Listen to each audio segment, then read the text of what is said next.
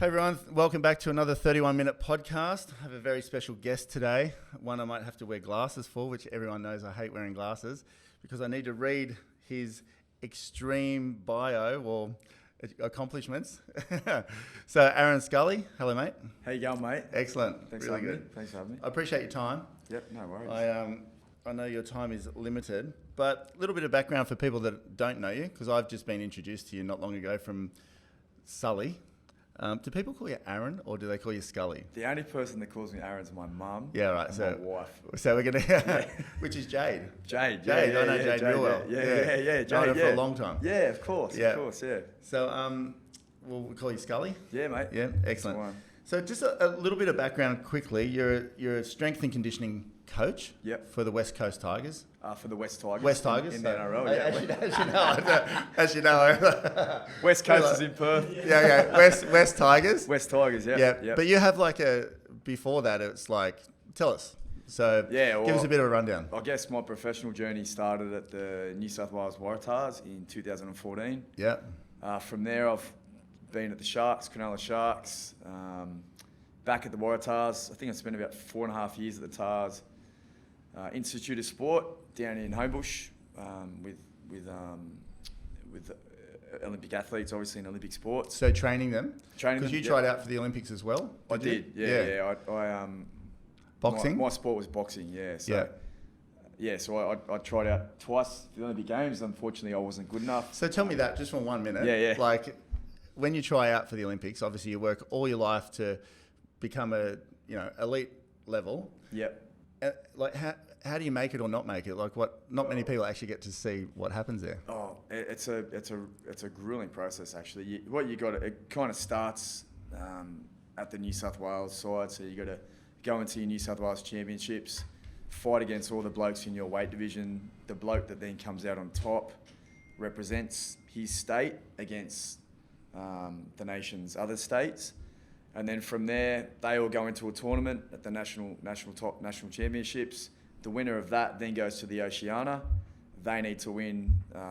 This was back when I was boxing. They need to win the Oceania tournament, and then So you have to win that whole tournament. You have to win that tournament, and then you make the games. Gee. So, yeah. So, unfortunately, I didn't get. So it's just like one person. One person in each weight division. Gee. Yeah, it's pretty. Mate, the guys that make it, they do a lot of work. So yeah. Really, hats off to them. They're sore. They got a lot of fights under their belt just to wear that green and gold. So yeah, it's awesome. And then so boxing, what do you call it? Like competed for in Australia, or what's the levels in boxing you got to? So I won. I think it was 4 or 5 New South Wales championships. I won a national Golden Gloves. I won a version of the Australian title. I ended up having 85 amateur fights.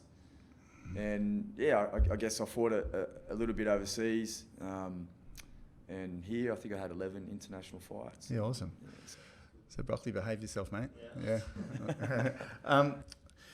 So how did you get from boxing to strength and conditioning? Like, what happened there? It's a great question, and it's one that I could answer in a lot longer than 31 minutes, but I'll give you the short version. Yeah. So basically, when I was boxing early on, I used boxing to get me out of trouble from probably when I was younger. But I was doing a lot of construction. I was actually an apprentice landscaper, and I kind of gave that away to pursue my boxing a little bit. And then after that, I thought, well, I don't really want to go back to construction. When I do decide to go back to work, I want to work with elite athletes like myself and ideally help them to get to where they want to get to. So I managed to get into university. Yeah, right. Through my boxing achievements, because I actually failed year 10. So I didn't go to uni until I was 23. I got to university and I had to jump through a few hoops there to eventually get into the exercise and sports science degree that I wanted to get into. And I, basically did that probably part-time for a long time, failed a lot of subjects while I was trying to learn how to go to uni and be a student and study and take notes. And then I was also volunteering a lot, because I knew where I wanted to go. I knew I wanted to work with elite teams. So basically through that journey, I volunteered my time. When did you make that decision though? So you went from boxing, Yeah. and then you went into the uni thing. But when did you go like, I want to work for elite teams? Was there something that triggered you, or? Yeah, I don't know what it was. Maybe 22, 23, I made that decision. And I think it might have been through, I made a lot of mistakes in I was a bit of a perfectionist, and I wanted to perfect my training and my performance, and I didn't quite know how. So I thought, well, there's got to be other athletes out there that are in the same boat. So I want to make sure that I learn everything that I can so that I can help them. And I think that's probably what forced me to take that route. Yeah, right. Honest. Yeah. So and then you got through uni, and then you what did you get a job? Yeah, so I got through uni. I applied for an internship actually at the Waratahs. This was on the back of doing a bunch of volunteer stuff. I put myself in a financial hole. Right. Managed to get myself an internship, which is a full-time internship, where I drove down from the coast to Sydney every day. And I just promised myself that I'd just give it everything I could, like I do with everything. And the Waratahs ended up winning their first ever premiership that year. And, I feel like I played a small part in that. And from there, it opened up a lot of opportunities, and I haven't really looked back. Yeah, awesome. So no more boxing. Box to keep fit. You box to keep fit. Box to keep fit. Yeah. Okay. Cool. Well, I've got a few questions I want to ask you. So you get to work with a lot of successful athletes, and a lot of people that listen to this, they're not athletes. They're people like me, corporate world, or they're mums. Stressful, whatever. I think there's as much stress in corporate world or being a mum as there is in an athlete, but different. Non-stop. Probably more. Yeah, probably. So, what are the traits of a successful athlete that you've seen? What separates the top of the top? I think the number one thing that always comes to mind is consistency. So, obviously discipline and all that kind of stuff, but being consistent, for an elite athlete, they need to perform every single day. They need to be disciplined in, that they need to have that integrity, that self-discipline. There's no time for a bad day, so to speak. So I think if I'm looking for one word, it would, or two words would be consistency and discipline. Yeah, awesome. Yeah. Okay. You look like a fairly consistent person to me. Are you? Yeah, definitely. Yeah. 100%. We'll talk more about that. So if someone wanted to change where they're at now, like I know you've half answered it then, but let's say someone's 110 kilos. Yeah. They're down in energy, or they don't even have to be big. They could just be in life, bit lost, want to change their results somehow. Or they could be in sales and they're in a slump. Yeah. Where do they start? Well, I think that I could probably answer that in two ways. They need to know why they want to do it. The why is going to be the driver. Okay. So you got to know why you want to change, why you want to lose weight, whatever it is, because that's what's going to get you out of bed in the morning. And then after that, it's going to be discipline. Yeah. So, and that pretty much comes from the why anyway. That comes from the why. So why did the Waratahs win their first ever premiership? What did you see the change there? I seen discipline and consistency. Again? Yeah, Michael Checker, the head coach at the time, was a massive driver of discipline and consistency. He wanted work on work, day in and day out. No one had a bad day. It was. You listening to this properly? Yeah, there was. Yeah. No. Are you listening to this for yourself? Yeah. He just demanded that everybody was the best that they could be every day. And I know it sounds like a cliche, but it's not hard to do. No. I guess it comes down to integrity. But that was one thing that I seen. They had a plan. They looked at each other in the eye, promised to each other they were going to be consistent, be the best that they could. Sure, they had a few deviations from that, but they stayed the course. And at the end of the day, they achieved the goal, and it's written in history now. Yeah, absolutely. So, boxing, just quick, like boxing and life and all of this sort of stuff. I'm really interested to know: were you ever scared getting in the ring? Like let's liken it to sales. All right, yeah. So we have a large sales following. Yeah. So when you go to an appointment, you're a young salesperson, and you're nervous and you're like anxious, and so go back to when you were fighting. What did you do to yourself? Were you scared ever? I don't know if it was scared. I was probably more early on feared failure, rather than fearing getting hurt. I was scared of losing, and I was very anxious. I was a very anxious person before my fights. Well, yeah. If I wasn't scared of getting hurt, because I knew that in my head You can deal with it. Yeah, I could deal with it. But I was scared of losing, and Like embarrassing, you mean? Like, because obviously there's people watching, and you prepped yourself for this whole moment. Yeah, definitely. I don't know. I think it was more just because you put so much pressure on yourself, and try to be a perfectionist about everything, and then I guess that's what made me anxious, making sure that everything was perfect and the way it needed to be. And I guess I did fear failing, as a bit of embarrassment, I guess, in front of people. So looking back, what advice would you give yourself now around dealing with that? Because I can relate to this really well. Logan's a good, Logan? Yeah. So Logan's a great surfer. Yeah. Like probably one of the best in the country for his age. Yeah. Put him in a comp situation. He loves comps. He's probably a bit like yourself. Like he wants to get in there and do it, but he'll put so much pressure on himself. He gets. You can see his anxiousness in the water. So what advice would you give Logan? Well, the first thing is obviously prep well, get that sorted. But I think the thing that really helped me, and it's something that the Sullivan boys talk a lot about, is the breathing. Yeah. And trying to back that everything that you could possibly do has been done. Yeah. And it's just what's in front of you now. And trying to just, I don't know, get into that state where you could just be a little bit clear-headed and let the training take over. Yeah. Because that'll sort itself out when you're in there. So preparation, it's what I'm hearing from you is preparation is going to mentally give you okay, I've done what I can. Yeah. And then it's more about managing the emotional, the physical side of it by saying, like calming yourself down or... Exactly. Yeah. Yep. Exactly. Getting yourself into a calm state so that you can be present and respond to things as they come up. Because if you're trying to think about too much, you're not present and you end up... So like the outcome? Yeah. So instead of trying to... Almost don't think about the outcome. Think about, okay, I'm here and I've done everything I can. Yeah. Focus on the tasks at bay and the rest will look after itself. Yeah. Awesome. I think that's something that... that's almost a metaphor, boxing's almost a metaphor for me, for life. Yeah. Because, that's how I try to kind of go into everything. So what motivates you to fight anyway? Like what makes someone go, hey, I'm going to be a boxer?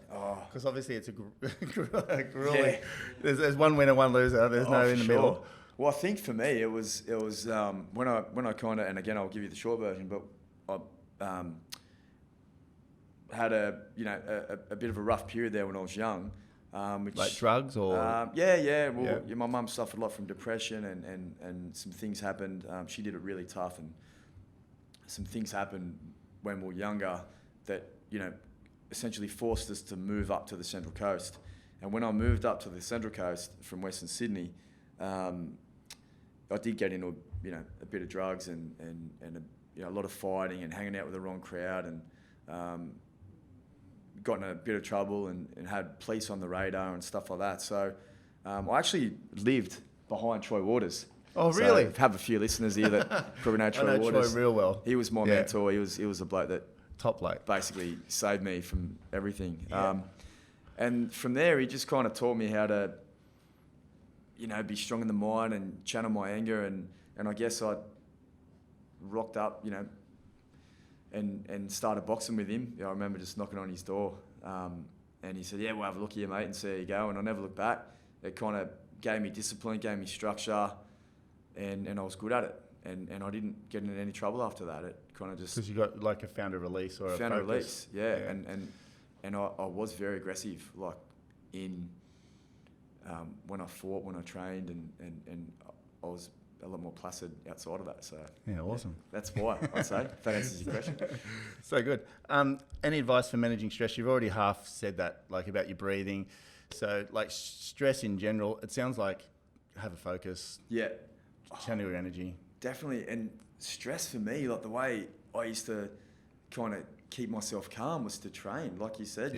Have an outlet. The 30 minutes, 31 minutes, it's all it takes. Like get out there, put a hole in yourself or do something, get out in the sun and I just found that really helped compose me and calm me.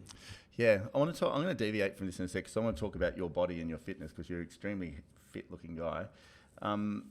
One question I have just with the footy side of things, it intrigues me because like you've got talented people, but how do you get people if they're that? Because to be successful, you've got to be a bit selfish and a bit self-driven. Yeah. How do you get them all to work as a team? Like I know there's that team. I know they get it, but like there'd be a lot of egos and a lot of just a lot of superstardom. I think it's a great question. It's something we actually spend a bit of time on, as a team, as a club, in all teams. I guess basically everybody's motivated and has their why. Yeah. They're motivated by different things, but at the end of the day, all those things lead to winning a premiership. Yeah. So whatever it is that motivates them or the why that they do it, that's, they've got to find that. We need to channel that.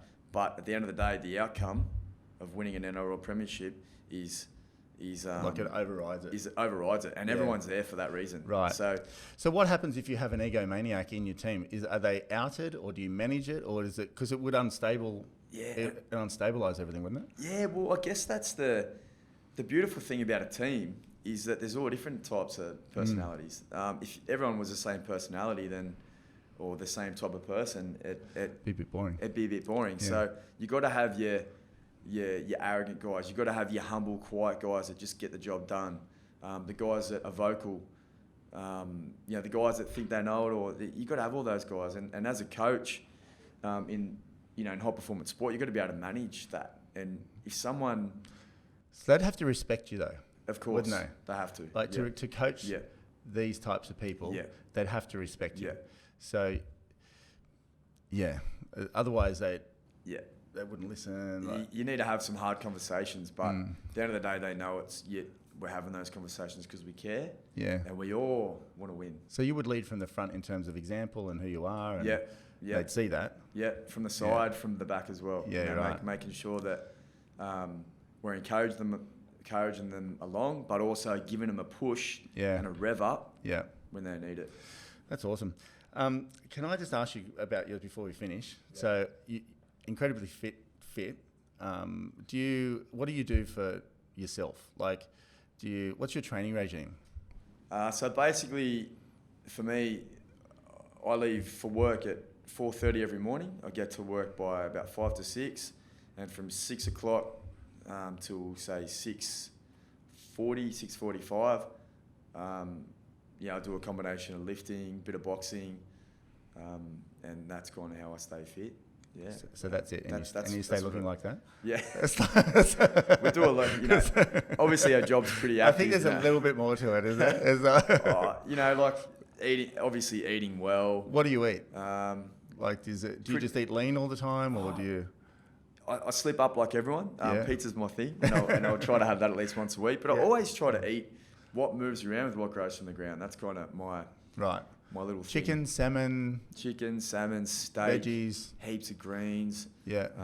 My lovely wife is an amazing cook, and she's a clean eater herself. So yeah. But I have my toast in the morning sometimes. I have my shakes. So but I generally try to keep it pretty lean and green. So you train once a day? Yeah.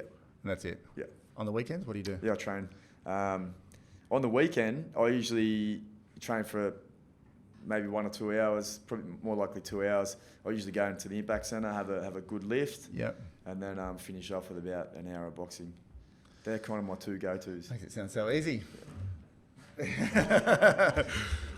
don't really see a fat boxer. Yeah, it's true. Mate, Aaron Scully, that's been an awesome interview. It's fantastic. I think people are going to love it. So I appreciate your time. No worries, mate. Thanks for having me. Thanks. See you soon.